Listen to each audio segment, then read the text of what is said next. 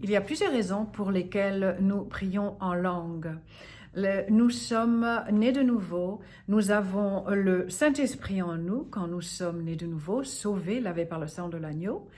Et ensuite, nous avons une deuxième expérience, c'est la plénitude du Saint-Esprit. La Bible parle du baptême du Saint-Esprit, ou le Saint-Esprit survenant sur nous. Et alors, la preuve que nous avons été baptisés du Saint-Esprit, c'est de parler en langue. Nous ne cherchons pas à parler en langue, mais nous cherchons à être remplis du Saint-Esprit. Alors voici quelques raisons pour lesquelles nous prions en langue ou nous parlons en langue. Le parler en langue déjà est la porte au surnaturel. Nous devons marcher dans le surnaturel, pas dans le spectaculaire, mais dans le surnaturel, ou alors nous devons marcher dans l'esprit. Le plus que vous parlez en langue, le plus que vous êtes conscient du Saint-Esprit qui est en vous. Le plus que vous parlez en langue, le plus que vous donnez place ou libre cours à votre foi. Dans Jude, au verset 21, c'est écrit que nous nous rechargeons, nous nous édifions dans notre très sainte foi. Parce que quand nous prions en langue, il nous faut utiliser notre foi.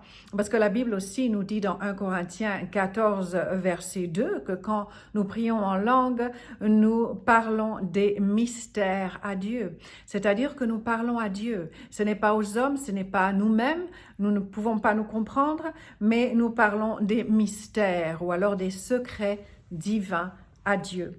Et alors, quand nous prions en langue, nous avons cette assurance du salut, parce que c'est seulement ceux qui sont nés de nouveau qui peuvent recevoir le baptême du Saint-Esprit avec la prière en langue. Et aussi, quand nous prions en langue, nous nous rappelons de la présence de Dieu en nous. Nous sommes de plus en plus conscients de sa présence en nous, qui demeure en nous, nous dit 1 Corinthiens 3, 16. Et alors aussi, dans Romains 8, 26, nous voyons que le Saint-Esprit nous aide dans notre faiblesse. C'est quoi notre faiblesse? C'est que nous ne savons pas ce qui nous convient de demander dans nos prières. Alors le Saint-Esprit, il est là. Il est là pour nous aider à prier. Il prie la volonté parfaite de Dieu, nous dit la Bible. Il est là pour prier au travers de nous. C'est-à-dire que quand nous prions en langue, nous devons avoir foi, comme nous dit la Bible, qu'il est là, c'est le Saint-Esprit qui utilise nos langues, notre langue, nos secrets divins, afin de prier la volonté parfaite de Dieu. Il est difficile à comprendre cela, mais il faut simplement croire la parole. La parole nous dit que le Saint-Esprit prie au travers de nous, avec des soupirs inexprimables, c'est-à-dire un langage qui ne peut s'exprimer avec notre intelligence. La Bible dit que quand je prie en langue, mon intelligence demeure stérile, mais c'est mon esprit qui est en prière.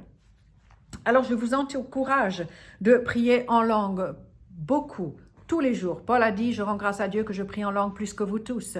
Et alors, la Bible nous dit aussi dans 1 Corinthiens 14, verset 15, que quand nous prions en langue ou nous parlons en langue, nous donnons d'excellentes actions de grâce. C'est-à-dire que nous remercions Dieu, mais alors quand nous prions en langue, c'est encore plus excellent, c'est encore plus... c'est notre cœur qui s'exprime devant Dieu. Et aussi dans Jacques 3, 8, ça parle de la langue qui est difficile à maîtriser. Mais quand nous prions en langue, le plus que nous nous édifions dans notre très sainte foi, nous serons de plus en plus conscients du Saint-Esprit en nous et nous apprendrons à maîtriser la langue, à faire attention à ce qui sort de notre langue. Alléluia. Amen. Et alors, bien sûr, quand nous prions en langue, nous prions le futur. Nous prions la volonté parfaite de Dieu et nous prions des choses qui sont dans le futur, c'est-à-dire des choses que Dieu désire que nous fassions. Le plan de Dieu est prié par l'Esprit, parce que Dieu ne peut que agir, parce que quelqu'un sur la terre prie. Amen.